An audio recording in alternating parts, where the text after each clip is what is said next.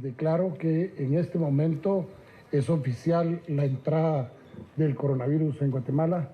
Tenemos el primer caso.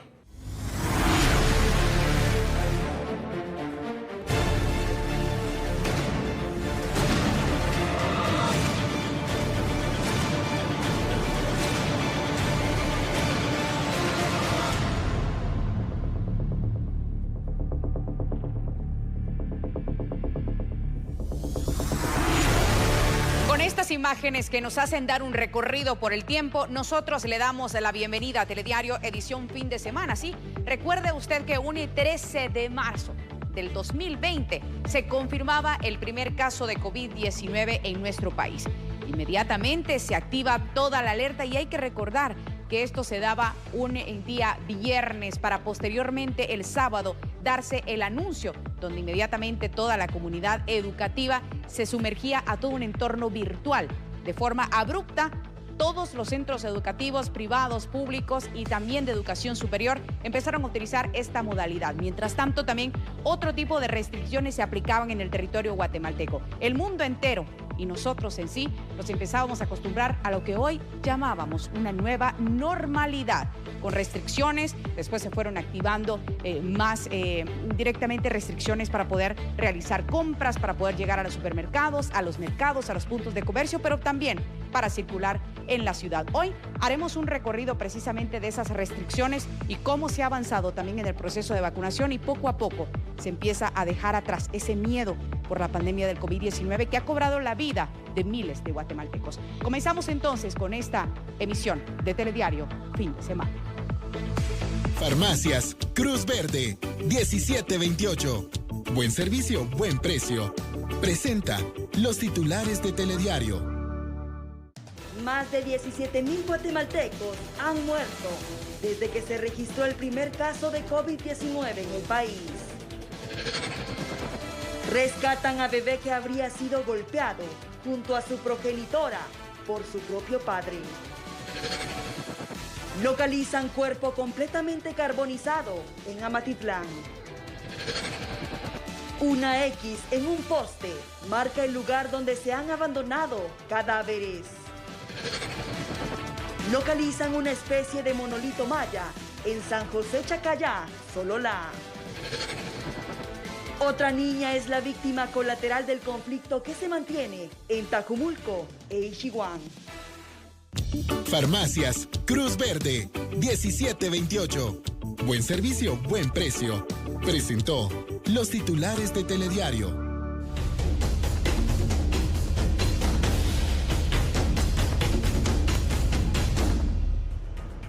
Y a continuación le presentamos fuertes imágenes de una persona que murió atropellada en un sector de calle Martí.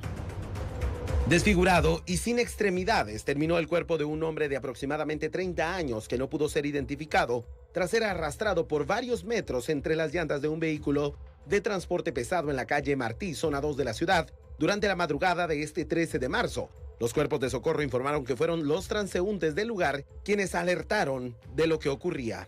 A la llegada de los técnicos en urgencias médicas localizan a una persona politraumatizada, careciendo de signos vitales. Esto a que posiblemente, según indican las personas, fue atropellado por un vehículo del transporte pesado, quien lo rodó dentro de sus neumáticos por varios metros. Esta persona presentaba varias extremidades cercenadas debido a la fricción que pudo causar el arrastre de su cuerpo con el asfalto, y lamentablemente no pudo ser identificada. Esta persona se le estimaron 30 años aproximadamente, de género masculino, quien al momento de ser atropellada perdió toda su vestimenta durante el recorrido que lo pudo haber arrastrado el camión a esta persona.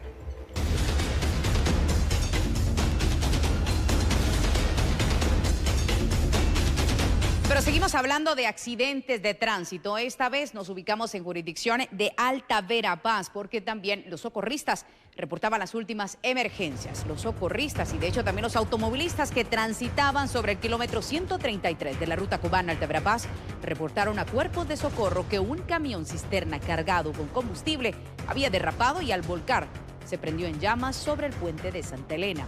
Unidades contra incendios llegaron al lugar y lograron sofocar este incendio. Personal de Cruz Roja guatemalteca le brindaron atención prehospitalaria al conductor del camión, quien sufrió heridas leves. Hasta el momento se desconocen las causas por las cuales el piloto perdió el control del camión cisterna, pero no se descarta que haya sido ocasionado por desperfectos en el sistema de frenos.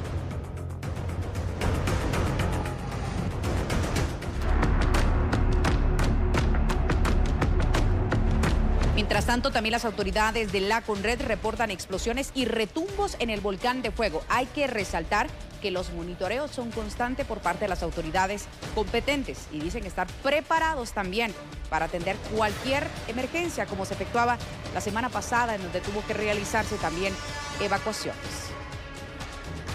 En el reporte emitido, el Coloso está cubierto de nubosidad y lloviznas leves. Se han registrado 10 explosiones débiles y 3 fuertes en las últimas horas.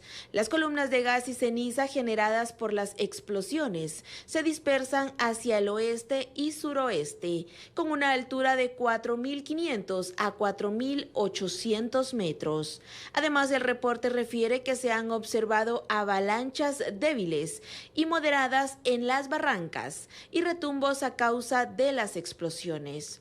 El monitoreo de la actividad del volcán de fuego es constante por parte de los expertos, quienes emiten boletines informativos. Esto luego de la reciente erupción que produjo el Coloso, misma que duró aproximadamente 26 horas.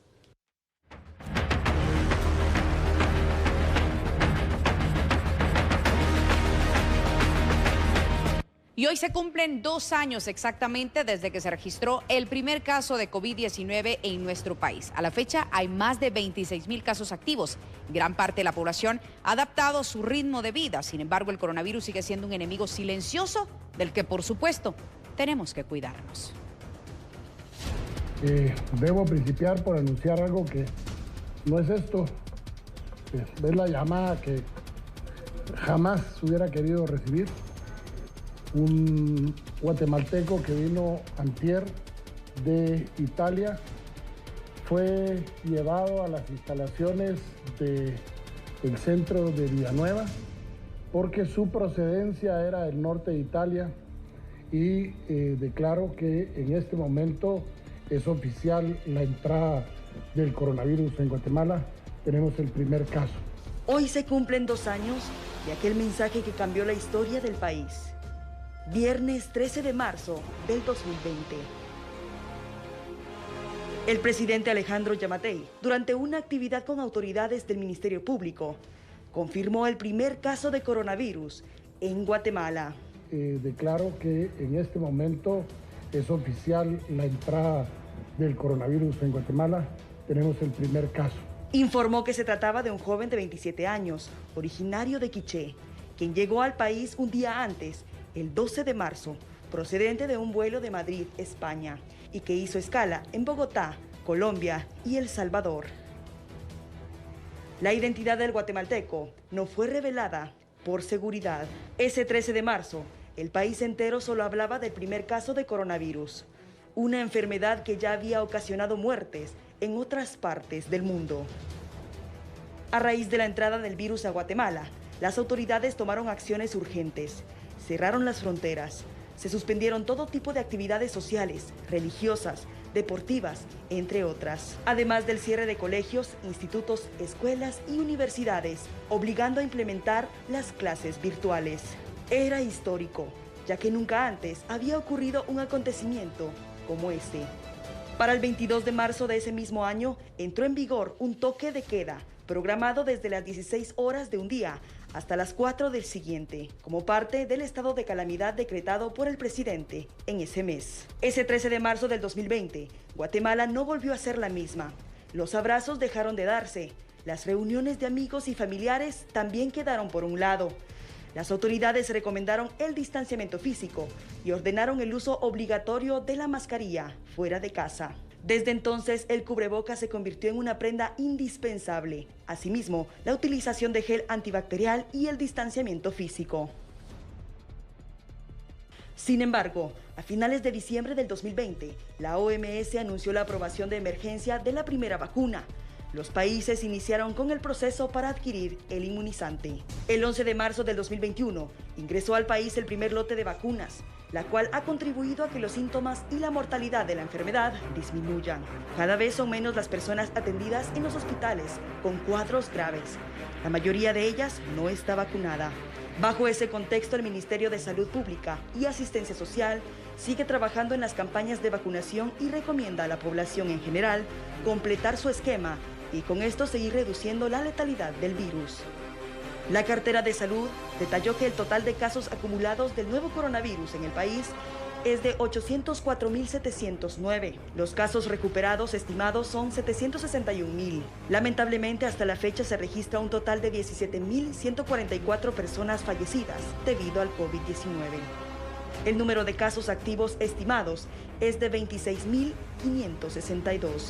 Por otro lado, la comunidad internauta rememoró que hace 2 años la incertidumbre prevalecía en el ambiente, generando en muchos una necesidad de abastecerse de bienes y servicios básicos. El coronavirus sigue siendo un enemigo silencioso, que al menor descuido puede infectar a quien hoy por hoy no ha resultado contagiado.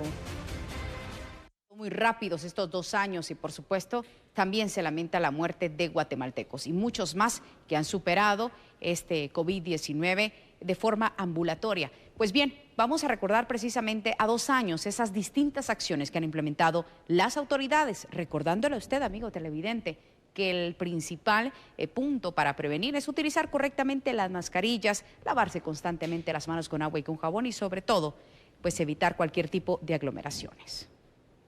El COVID-19 representó un reto para el Ministerio de Salud Pública y Asistencia Social en Guatemala. Ningún país a nivel mundial estaba preparado para enfrentar una pandemia. Empezando con el desconocimiento de la enfermedad, es una enfermedad nueva, que no se sabía su comportamiento, no se sabía cómo se iba a manifestar en las personas. Se recuerdan que aún se hablaba y se habla todavía de personas con mayor riesgo, ¿verdad? Aquellos que padecían obesidad, hipertensión, diabetes, alguna enfermedad debilitante.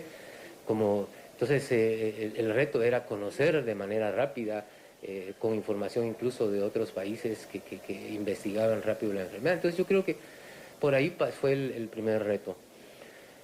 Luego probablemente uno de los retos importantes era trabajar sobre la marcha, ¿verdad? La organización que se tenía que hacer para enfrentar esta pandemia desde el punto de vista de la prestación del servicio, ¿verdad? La habilitación de hospitales para atender oportunamente a los guatemaltecos contagiados fue de vital importancia. Se habilitaron 5 hospitales temporales para atender a toda la población en todo el territorio nacional. Se tenían 5 hospitales, fueron los que se habilitaron, ¿verdad? El de Estanzuela Zacapa, en Petén, en Santa Lucía, el Parque La Industria, el Hospital de Villanueva y el temporal de Xela, que son como que los 5 hospitales que se pusieron de una forma estratégica para tratar de cubrir a la mayoría de la población. Actualmente ya el de Estanzuela ya no está funcionando porque ya la enfermedad, pues, aunque aún tenemos la pandemia, aunque aún tenemos ingresos hospitalarios y que lamentablemente aún todavía siguen existiendo fallecidos por esta enfermedad, pues la necesidad a veces de tener ya algunos hospitales, pues ya va quedando en un segundo plano. Aún no podemos decir que, definitivamente no podemos decir de que esto ha terminado, pero aún siguen funcionando los otros 4. Personal calificado como personal de primera línea, médicos, enfermeros y encargados de mantenimiento estuvieron a cargo de auxiliar a las personas contagiadas. Muchos de ellos dieron su vida en la lucha contra el COVID-19. Primero quisiera decir que es lamentable, ¿verdad? Es decir, lamentable que no solo en el sector salud, sino en toda la población, que nos haya venido a afectar esta enfermedad y pues que haya provocado fallecimientos de personas que no esperábamos que lo hicieran todavía, ¿verdad? Y creo que el sentir de cada una de las familias en las cuales tuvieron una situación como esta, pues es de lamentarlo. La vacuna contra el COVID-19 ha contribuido a que los síntomas y la letalidad de la enfermedad disminuyan. Cada vez son menos las personas que son atendidas en los hospitales con cuadros graves. La mayoría de ellas no está vacunada. Bajo ese contexto, el Ministerio de Salud Pública y Asistencia Social sigue trabajando en las campañas de vacunación y recomienda a la población en general completar su esquema y con esto seguir reduciendo la letalidad del virus. Y un niño de 6 años, imagínese usted, fue víctima del ataque de un perro de raza Pitbull, por lo cual sufrió graves heridas. El trágico suceso ocurrió en el departamento de San Marcos. Niño de 6 años de edad fue mordido por un perro raza Pitbull. Esto sucedió en Caserío Nueva Libertad del municipio de San Rafael Pie de la Cuesta, San Marcos. Él presentaba varias mordidas, principalmente en el cuello y rodilla. Al lugar se hicieron presentes elementos de bomberos municipales departamentales del referido municipio a brindarle los primeros auxilios. Según versiones de los padres, el niño se encontraba jugando canicas en la calle cuando el perro lo atacó, sujetándolo del cuello y la rodilla. Fue trasladado por los del casco rojo al Hospital Regional de San Marcos. Reportó en San Marcos Joel Navarro.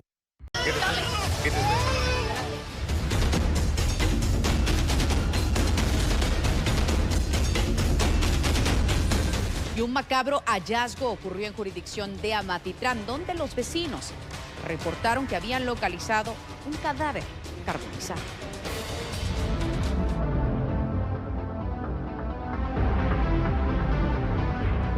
Como XX, fue trasladado a la morgue del INASIF un cuerpo carbonizado que fue localizado por vecinos en Amatitlán.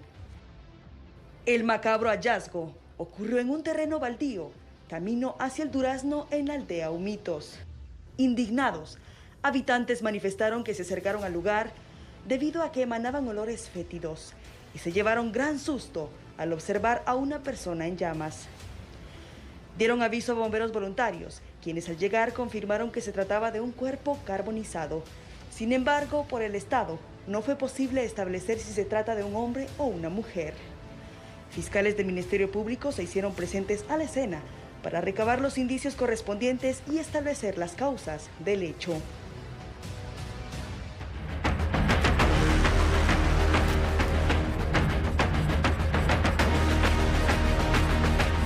A 2 años del COVID-19 sucedieron tantas cosas, incluso hubo detenciones por hombres que, imagínese usted, estaban vendiendo medicamento falso que prometían la cura o protección total contra el COVID-19. En marzo del 2020 circuló en las redes sociales el video de Rodolfo Rafael Escobar, un supuesto médico de Chisec, Alta Verapaz, quien anunció una jornada de vacunación contra el COVID-19. Rodolfo García ofrecía vacunar a pobladores cuando en los laboratorios internacionales no habían desarrollado las vacunas contra esa enfermedad. Vamos a estar vacunando específicamente contra el COVID-19. Vamos a administrar sistemas de autoinmunización para que el cuerpo se proteja contra esta enfermedad. Van a ser precios muy considerados para ustedes. El procesado fue capturado por la Policía Nacional Civil y enfrentará un juicio este año por el delito de contravención de las medidas sanitarias en grado de tentativa. Y el 22 de febrero de ese 2022 se capturó a un hombre de 43 años, identificado como José Luis Cárdenas García, por distribución y venta de un medicamento falsificado, supuestamente para tratar los síntomas del COVID-19. En la primera declaración de este hombre, la fiscal del Ministerio Público indicó que se atentó en contra de la salud de las personas. Tenía un precio en el mercado que comercializaba el señor José Luis Cárdenas García, nada económico, porque lo vendían por el precio de 3.500 quetzales y por cada tenían, según declaración de otros indicados, obtenían una comisión de 300 quetzales. Este domingo 13 de marzo se cumplirán 2 años que se registró el primer caso de COVID-19 en Guatemala. En 24 meses, el país registra 802.744 personas diagnosticadas positivas a COVID-19. De esas, 757.609 se han recuperado de la enfermedad y 17.139 han fallecido por el virus. El pasado 25 de febrero de este 2022 se cumplió un año que se inició con el plan de vacunación nacional. A la fecha, 5 millones de ciudadanos recibieron las 2 dosis y solo 2 millones han recibido una tercera dosis de refuerzo.